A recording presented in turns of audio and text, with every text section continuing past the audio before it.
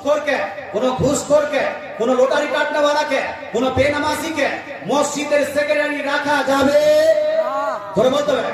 কোন সুদখোরকে, সুদখোর ব্যক্তি মসজিদের, আচ্ছা সুদখোর ব্যক্তি মসজিদের সেক্রেটারি করা যাবে কিনা? কোন সুদখোরকে, কোন ঘুষখোরকে, কোন লটারি কাটনেওয়ালাকে, কোন বেনামাজিকে মসজিদের সেক্রেটারি রাখা যাবে? ধরে বলতে হবে।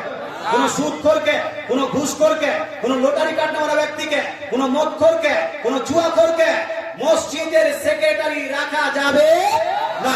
মসজিদের কমিটিতে রাখা যাবে না।